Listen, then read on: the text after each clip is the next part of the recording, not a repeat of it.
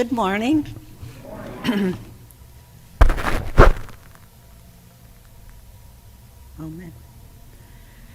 As I thought about my topic for today, please sit down. Thank you. Sorry.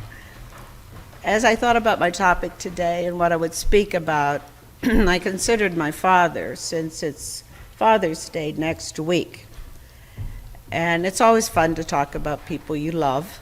But I was also moved by the stories in today's lectionary about trusting God and holding on to our faith when we're presented with fear or doubt or the unknown.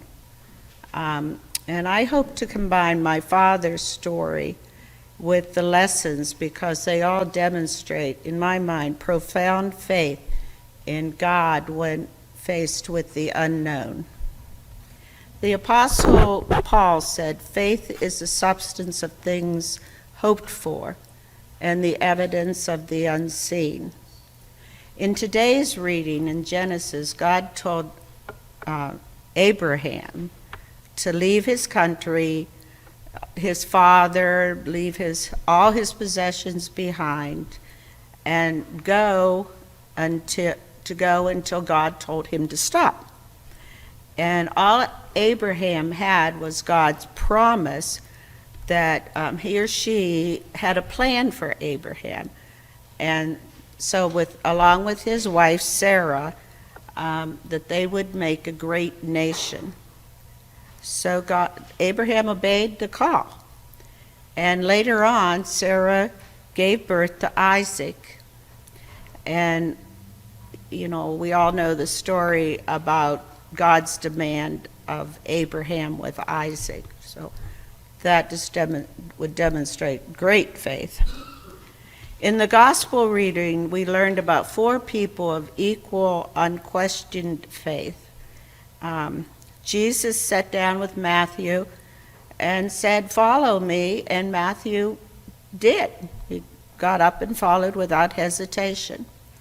Meanwhile, Jairus, who was another person in the congregation, knelt before Jesus and begged him to come to his house to lay his hands on his daughter.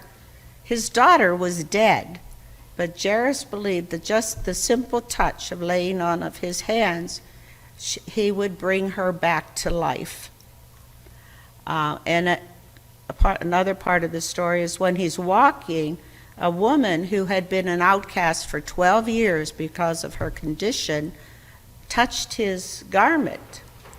And when Jesus asked what she was doing, she replied that just a simple touch and he could make her whole. Several verses later in chapter 9 in Matthew, we learn about a blind man who asked Jesus to restore his sight. And Jesus turns to him and asks him a question. He says, "Do you believe I can do that? Do you believe?" These are simple stories, but each of them are a test of faith. Do we believe?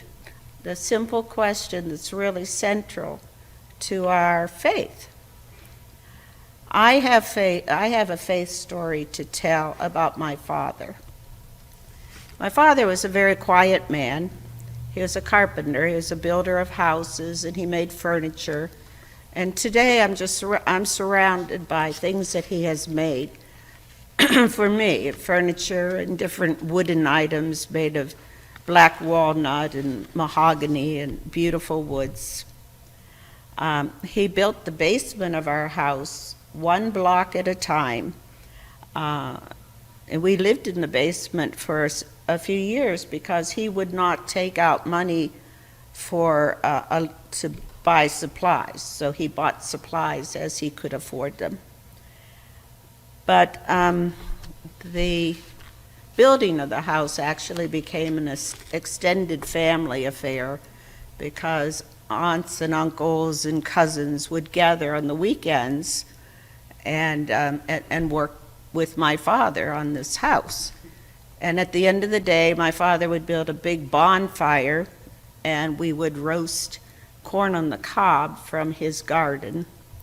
And my sister and I would be put to bed, but we would always listen to the conversations over and the debates, lots of debates, on who was a better president, whether it was FDR or Truman or Eisenhower, or the chances of the Pittsburgh Pirates winning a pennant, and who was the best player. And those were sometimes heated conversations.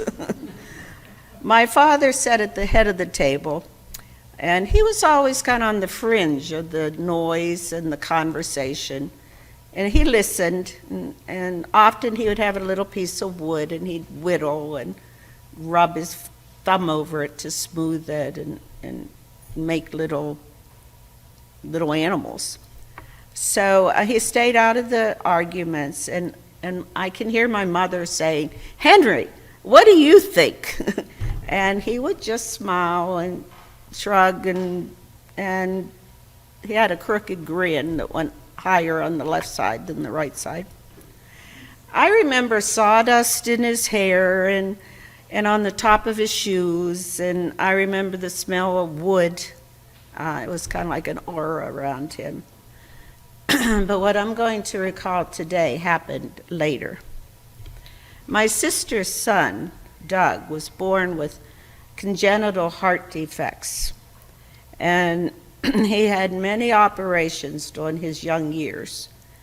And although he was small and fragile, he was fragile, my sister was very determined to give him a childhood that was as similar to the other children his age. So when he was 13 years old, he fell off of a bicycle and he suffered a head injury and a subsequent cardiac arrest. He was resuscitated, but he laid in critical condition in intensive care with an intracranial pressure monitor screwed into his head. The prognosis was very poor. Even if he survived, the doctors predicted severe brain damage. And they called it diffused cerebral edema. The nurses would come in and they would swab his shaved head and gently around this screw, and they would pat my mother and my sister on the shoulder. And I didn't know what to pray for. My father, however, would not go to the hospital. And quietly but very stubbornly, he refused, shaking his head, and he always said, "I will see Doug when he comes home from the hospital." We didn't really understand. My sister and my mother would cry and scream at him. He might not come home from the hospital. They were very hurt and confused by his refusal. Well, Doug was in the Doug was in the Children's Hospital in Pittsburgh for 3 months, hooked up to monitors that beeped and wires and things that gurgled, and with that horrible head contraption on. Well, thankfully over time, the barbaric pressure screw was removed and the respirator was slowly weaned away, and Doug came home. He came home weak, but he was alive and he was alert. So I came home from college to be there whenever we picked him up and brought him home. And we arrived at my sister's house, and my brother-in-law carried him upstairs. And shortly after, my father pulled into the driveway bearing a gift. And during the weeks that we had hovered over Doug's bedside, my father, with profound faith in his heart, had measured and cut and constructed and sanded and varnished a beautiful, magnificent golden desk for Doug, along with a chair. So, clad in his trademark work clothes, my quiet father carried this heavy desk into the house and up the stairs and into Doug's room. And then, smiling, he went back for the chair. And we were all in tears. And my father knelt down beside Doug and brought him over to sit him on the chair. And their heads were close together, and both of their eyes, they had bright blue eyes, and they were glistening. So I understand now why my father had refused to go to the hospital. Did Jesus ask my father, "Believe ye that I am able to do this"? If he did, I believe my father's answer would be a profound, "Yea, Lord, you can make my grandson whole."